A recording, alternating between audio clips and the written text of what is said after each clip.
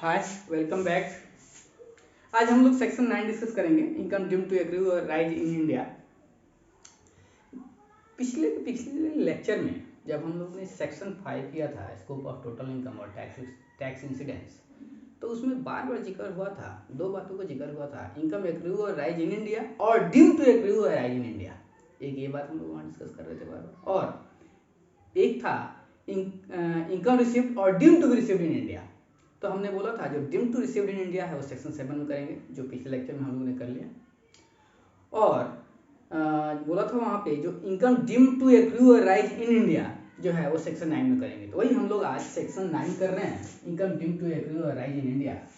Generally हम यहाँ 7 प्रकार के इनकम का जिक्र करेंगे जो ड्यू टू एक्रू और राइज इन इंडिया है। बारी बारी से सब कुछ समझेंगे। चलिए स्टार्ट करते हैं। पहले इनकम की बात करते हैं। पहला इनकम है, पहला इनकम एक्रू और राइज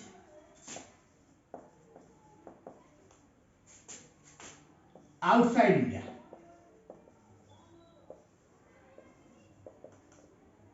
इनकम ये जो है एक्चुअली में एक्रू और राइज आउटसाइड इंडिया है, लेकिन हम लोग मान लेंगे कि ड्यू टू एक्रू और राइज इन इंडिया है। क्यों, कब, क्या कंडीशन फुलफिल होता है, तो देखते हैं। डायरेक्टली और इनडायरेक्टली,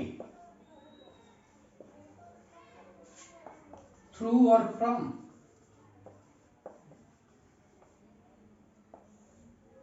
क्या है इनकम ये एक्रू और राइज आउटसाइड इंडिया है, लेकिन किस चीज से राइज हुआ है, थ्रू और फ्रॉम की हम लोग बात कर रहे हैं। पहला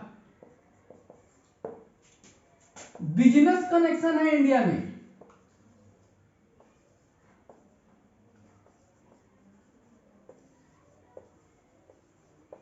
जो ये इनकम एक्रू और राइज आउटसाइड इंडिया हुआ है वो इंडिया में बिजनेस कनेक्शन है उससे हुआ है,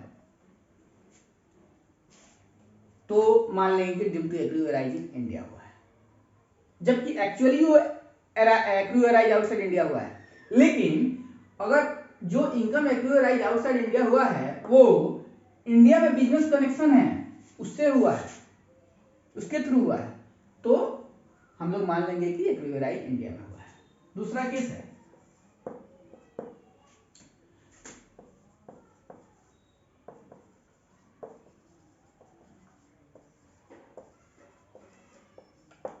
कोई भी प्रॉपर्टी इंडिया में है उससे इनकम एक्रू और राइज हुआ है, तो मान लेंगे कि ड्यू टू एक्रू और राइज इन इंडिया हुआ है। तीसरा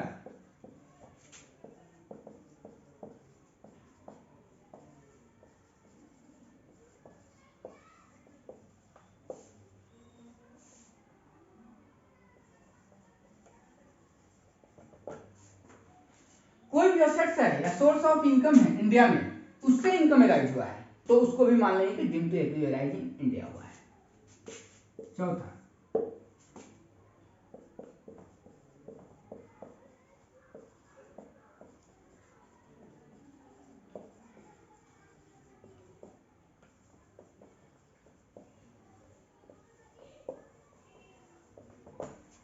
ठीक है, तब हम लोग पहला इनकम की बात कर रहे हैं। अभी हम 7 प्रकार के, टोटल 7 प्रकार के इनकम का यहाँ हम लोग जिक्र करेंगे।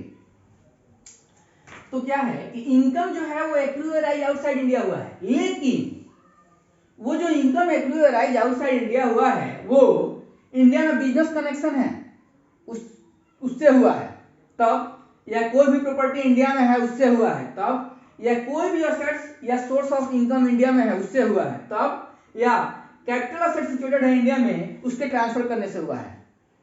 तो इस केस में अगर इससे इनकम होता है तो मान लेंगे कि ड्यू टू एक्रू और राइज इन इंडिया है, लेकिन इसका एक्सेप्शन है। इसके 4 एक्सेप्शंस की अभी हम लोग बात करेंगे।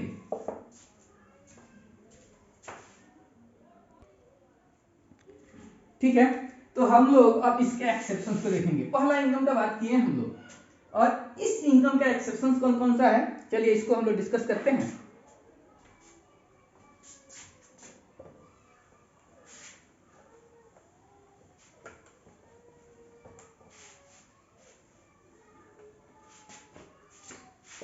4 एक्सेप्शन है यहाँ हमारे पास। कौन कौन से एक्सेप्शन है? तो पहला,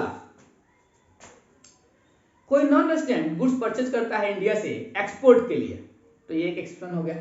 दूसरा, कोई नॉन रेजिडेंट न्यूज कलेक्ट करता है इंडिया से आउटसाइड इंडिया ट्रांसमिट करने के लिए, तो ये एक एक्सेप्शन हो गया। इसमें कुछ कंडीशन है, कौन सा एनआर किस चीज में एंगेज हो, सबको डिस्कस करेंगे हम लोग अभी। तीसरा, कोई एनआर है वो फिल्म का शूटिंग करता है इंडिया में आउटसाइड इंडिया ट्रांसमिशन करने के लिए, तो ये एक एक्सेप्शन हो गया। और चौथा, फॉरेन कंपनी है वो डायमंड के माइनिंग बिजनेस में एंगेज है और कोई स्पेशल जोन है इंडिया में जो नोटिफाइड है सेंट्रल गवर्नमेंट के लिए इस बिहाफ में, वहां रॉ डायमंड को डिस्प्ले करता है, तो ये एक एक्सेप्शन हो गया। 4 केस में इनकम ड्यूटी एक्वाइज इन इंडिया नहीं मानेंगे, लेकिन कुछ उसमें कंडीशंस भी है, देखते जाते हैं। पहला एक्सेप्शन है, एनआर है वो गुड्स परचेज करता है इंडिया से, गुड्स परचेज करता है इंडिया से एक्सपोर्ट के लिए, ये एक्सेप्शन हो गया। दूसरा एक्सेप्शन है, एनआर है वो न्यूज कलेक्ट करता है,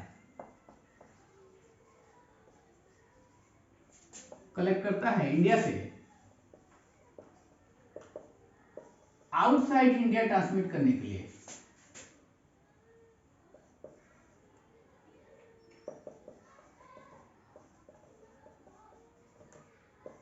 आउटसाइड इंडिया।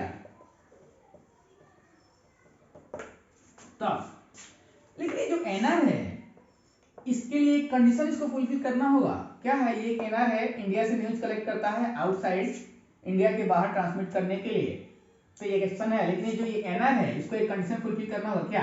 ये एनआर जो है वो इंगेज होना चाहिए न्यूज एजेंसी के बिजनेस में,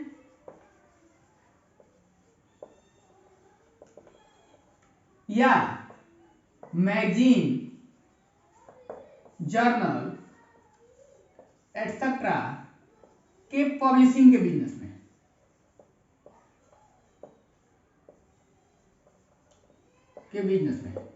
ठीक है, के बिजनेस में। दो एक्सेप्शन हो गया। तीसरा एक्सेप्शन है कि कोई एनआर है और वो फिल्म का शूटिंग करता है in India for transmission outside India,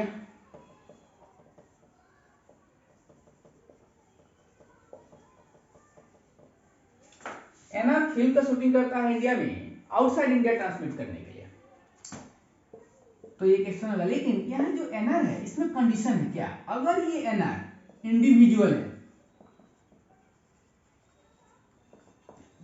तो ये इंडियन सिटीजन नहीं होना चाहिए।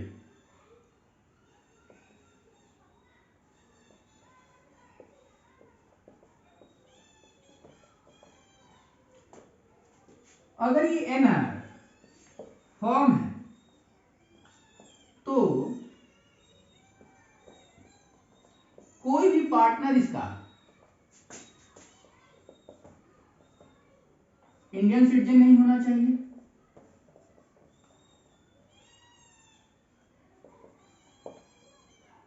और दूसरा कंडीशन है इसमें कि वो रेसिडेंट नहीं होना चाहिए इन इंडिया। यहां कंफ्यूज होने की जरूरत नहीं है। इंडिविजुअल जो है वो इंडियन सिटीजन रहते हुए भी एनआर हो सकता है, क्योंकि रेसिडेंसी के लिए जब हम चेक करते हैं इंडिविजुअल का तो वहां 6(1) सेक्शन 6 सबसेक्शन 1 की कंडीशन को चेक करते हैं, और वहां एक ही कंडीशन था, 2 कंडीशन थे। क्या? कि करंट ईयर में 182 दिन रहा हो, या करंट ईयर में कम से कम 60 दिन और पिछले 4 साल में कम से कम 365 दिन रहा हो, तो रेसिडेंट होगा, नहीं तो रेसिडेंट नहीं होगा। रेसिडेंट का बेसिक कंडीशन फुलफिल नहीं किया, अगर ये दोनों में से कोई फुलफिल नहीं किया तो। कुछ वहां एक्सेप्शन थे, एडिशनल कंडीशन थे, वो बात अलग है। तो इंडिविजुअल है तो इंडियन सिटीजन नहीं होना चाहिए, ठीक है, नॉन रेजिडेंट के साथ साथ। फर्म है तो नॉन रेजिडेंट फर्म तो है, लेकिन साथ ही साथ उसका कोई भी पार्टनर इंडियन सिटीजन नहीं होना चाहिए, कोई भी पार्टनर रेजिडेंट नहीं होना चाहिए। अगर ये ना कंपनी है तो कोई भी शेयर होल्डर इंडियन सिटीजन नहीं होना चाहिए, और दूसरा कोई भी share holder resident in India नहीं होना चाहिए, मतलब इंडियन रेसिडेंट नहीं होना चाहिए, ठीक है। ये 3 कंडीशन हम लोग देख लिए। एक चौथा कंडीशन और है, यह क्या है कि कोई फॉरेन कंपनी है, ये हो गया। अब आगे हम लोग देखते हैं चौथा एक्सेप्शन की बात करेंगे।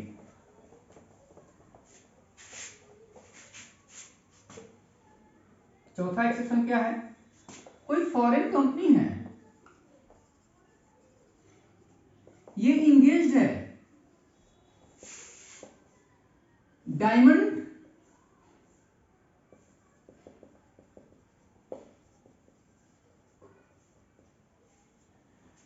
कोई फॉरेन कंपनी है वो इंगेज है डायमंड के माइनिंग के बिजनेस में, और अगर वो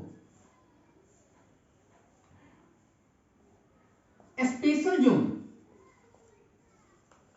जो नोटिफाइड हो सेंट्रल गवर्नमेंट के द्वारा इस बिहाफ में, वहां पर अगर वो डिस्प्ले करता है रॉ डायमंड को, तब रॉ डायमंड को मतलब अनकटेड एंड अनअजॉर्टेड डायमंड, मतलब फॉरेन कंपनी जो माइनिंग के बिजनेस में, डायमंड के माइनिंग के बिजनेस में इंगेज है, और अगर वो स्पेशल जोन जो नोटिफाइड है सेंट्रल गवर्नमेंट के द्वारा, वहां अगर डिस्प्ले करता है रॉ डायमंड को, तो उस केस में भी इनकम ड्यूटी एक्राइज इन इंडिया नहीं होगा। तो ये 4 एक्सेप्शन हुआ, ठीक है। और हम आगे बढ़ते हैं, और भी प्रकार के इनकम को जानते हैं हम इसमें।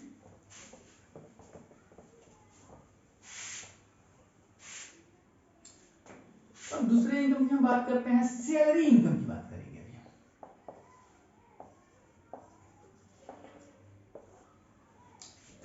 तो सैलरी इनकम में क्या है, अगर अर्नड इन इंडिया है तब तो ड्यू टू एक्राइज इन इंडिया होगा, ठीक है। तो सैलरी इनकम में क्या है, पहला earned in India,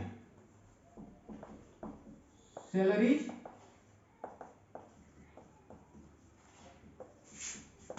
earned in India,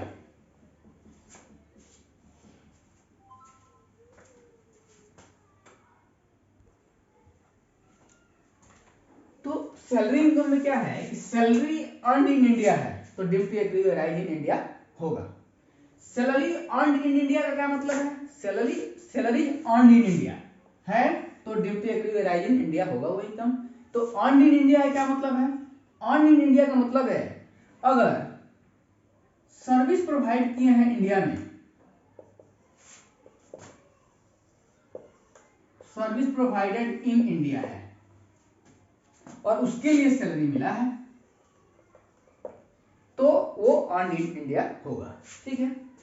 तो एक तो हो गया सैलरी अर्न इन इंडिया। दूसरा है कि सैलरी जो है वो पे कर रही है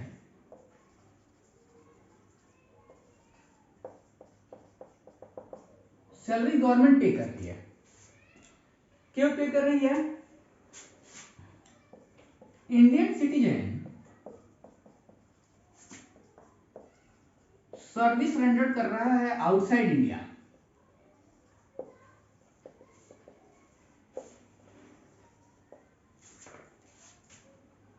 इंडियन सिटीजन सर्विस रेंडर कर रहा है आउटसाइड इंडिया और उसके लिए सैलरी गवर्नमेंट पे कर रही है, तो इसको भी due to arise in India मानेंगे, ठीक है।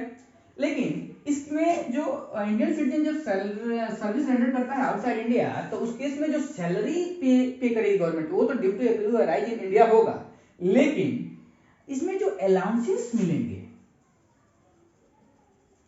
जो अलाउंसेस मिलते हैं और परक्विजिट्स मिलते हैं जो अलाउड है आउटसाइड इंडिया, वो एग्जेम्प्ट हो जाता है सेक्शन 10 में। ठीक है, तो सैलरी इनकम हो गया, जनरली दो हो गया इसमें, सैलरी अर्न है इंडिया में तो होगा due to accrue arise in India, और दूसरा सर्विस रेंडर कर रहे हैं आउटसाइड इंडिया, उसके लिए गवर्नमेंट सैलरी पे कर रही है और साथ ही साथ आप इंडियन सिटीजन है तो due to accrue arise in India हो गया, सैलरी इनकम हो गया। और आगे हम इनकम की बात करते हैं।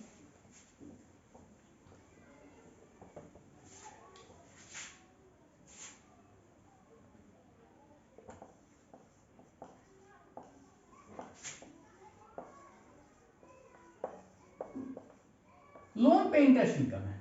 ठीक है,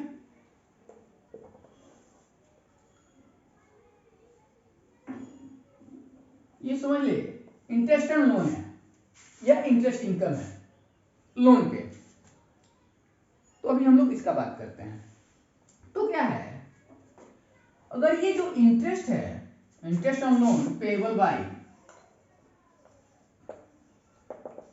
पहला अगर लोन पे इंटरेस्ट इनकम है और ये इंटरेस्ट कौन पे कर रहा है, अगर लोन पे इंटरेस्ट पेएबल हो गवर्नमेंट पे वाला,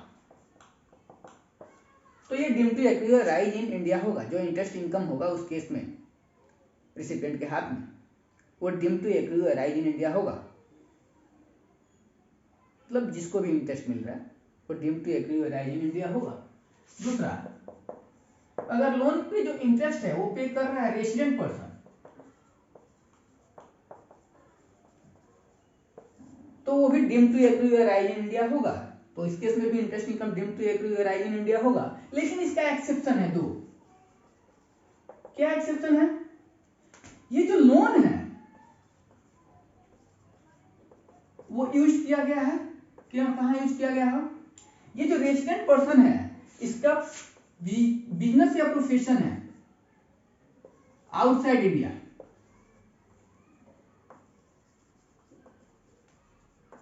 बिजनेस या प्रोफेशन है आउटसाइड इंडिया। जो रेसिडेंट पर्सन है वो अगर लोन को यूज करता है बिजनेस या प्रोफेशन जो आउटसाइड इंडिया है उसमें, तब, या दूसरा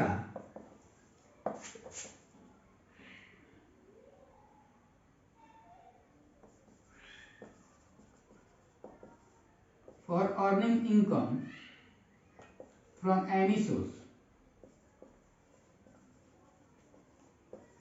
आउटसाइड इंडिया। ठीक है, तो रेसिडेंट पर्सन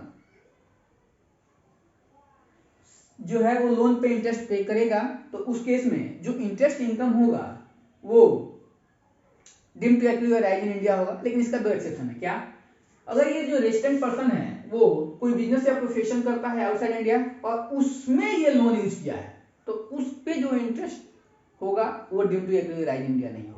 या दूसरा केस है, ये जो रेसिडेंट पर्सन है वो आउटसाइड इंडिया इस लोन को यूज किया है किसी भी प्रकार के किसी भी सोर्स से इनकम को अर्न करने के लिए, तो उस केस में भी जो इंटरेस्ट इनकम होगा, जो इस पे इंटरेस्ट पेएबल है, मतलब वो किसी वो जो इंटरेस्ट पेएबल है वो due to accrue arise in India नहीं होगा।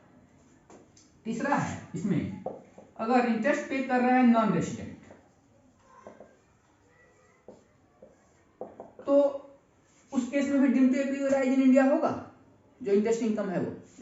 ठीक है, लेकिन इसके लिए एक कंडीशन है। क्या, ये जो नॉन रेसिडेंट है वो इस लोन को यूज करना चाहिए बिजनेस या प्रोफेशन में,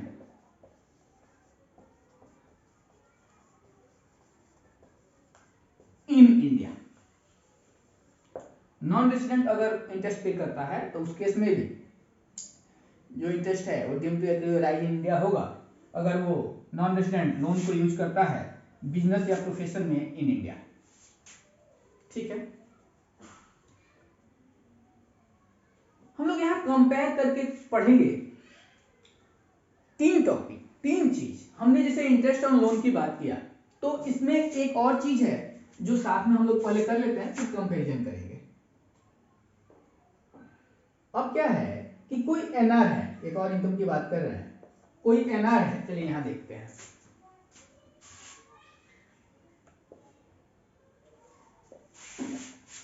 कोई एनआर है, अगर वो इंगेज है बैंकिंग बिजनेस में इंगेज है और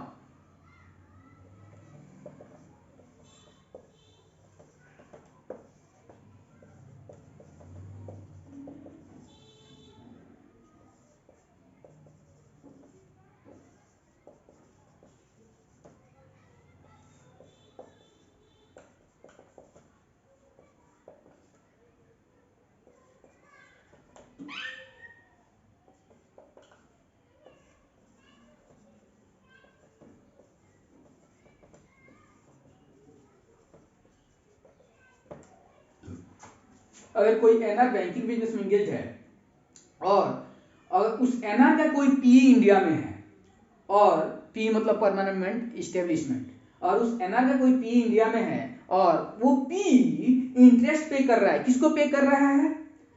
जो एनआर है उसका उसी एनआर के एचओ को पे कर रहा है, या अदर पी जो आउटसाइड इंडिया है उसको पे कर रहा है। मतलब एक एनआर है, वो बैंकिंग बिजनेस में इंगेज है, उसका कोई परमानेंट इस्टेब्लिशमेंट इंडिया में है उसी एनआर का, और उसी एनआर का इंडिया के बाहर कोई हेड ऑफिस है, या इंडिया के बाहर कोई दूसरा परमानेंट इस्टेब्लिशमेंट है, और जो इंडिया में उस एनआर का पी है वो इंटरेस्ट पे करता है आउटसाइड इंडिया जो एचओ है, या आउटसाइड इंडिया जो दूसरा पी है उसको, तो उस केस में जो इंटरेस्ट होगा वो डीम्ड टू एक्रू और अराइज इन इंडिया होगा।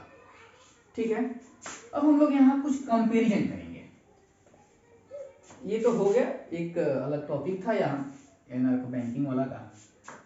अब इसमें हम ना क्या क्या कंपेयर करेंगे? एक रॉयल्टी इनकम है, एक फी फॉर टेक्निकल सर्विस है, टेक्निकल सर्विस है। तो अभी रॉयल्टी की बात करते हैं। रॉयल्टी के केस में भी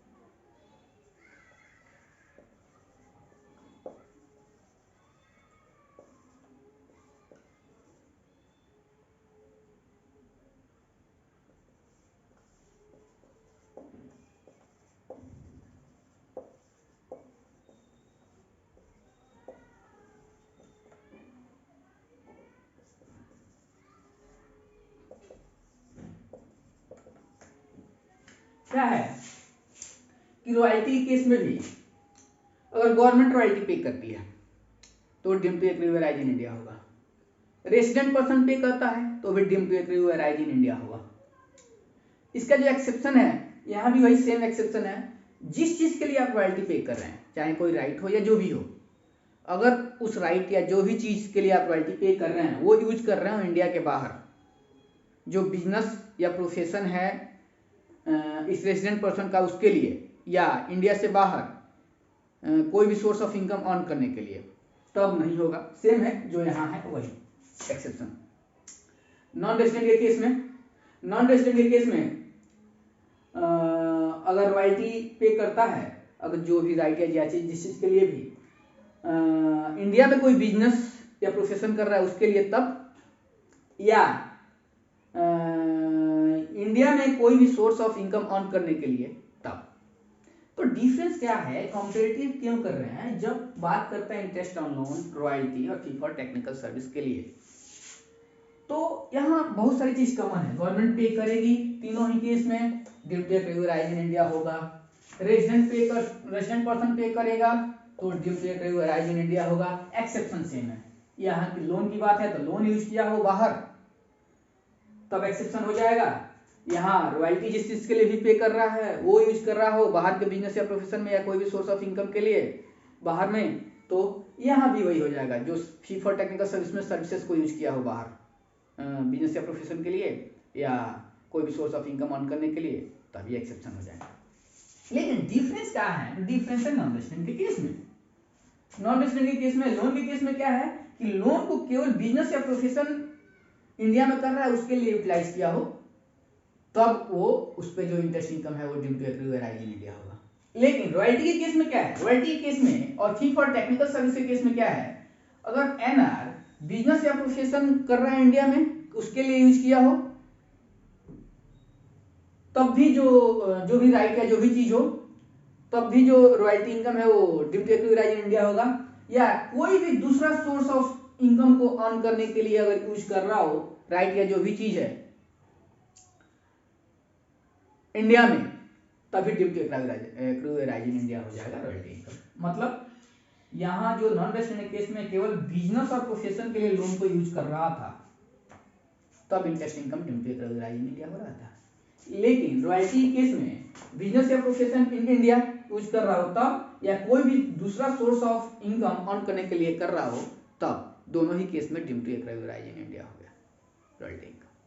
वैसे ही है फी फॉर टेक्निकल सर्विसेज के केस में भी अगर गवर्नमेंट पे कर रही है तो due to accrue arise in India होगा ही। रेजिडेंट पर्सन के केस में भी सेम ही है, अगर रेजिडेंट पर्सन पे कर रहा है due to accrue arise in India होगा।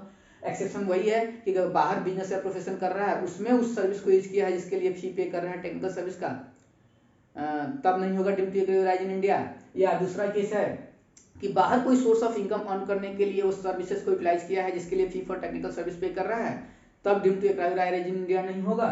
और एनआर के केस में सेम ही होगा। एनआर के केस में क्या है? फी फॉर टेक्निकल सर्विस में भी अगर इंडिया में बिजनेस या प्रोफेशन कर रहा है उसके लिए सर्विस को यूटिलाइज किया है या इंडिया में कोई दूसरा सोर्स ऑफ इनकम अर्न कर रहा है करने के लिए उस सर्विस को यूटिलाइज किया है जिसपे वो फी फॉर टेक्निकल सर्विस पे किया जा रहा है, तो उस केस में दोनों ही केस में fee for technical service due to accrue arise in India होगा। अब एक इनकम और बचता है,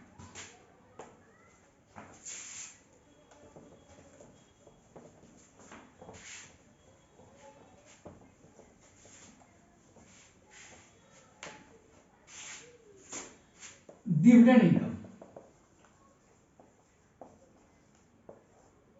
अगर इंडियन कंपनी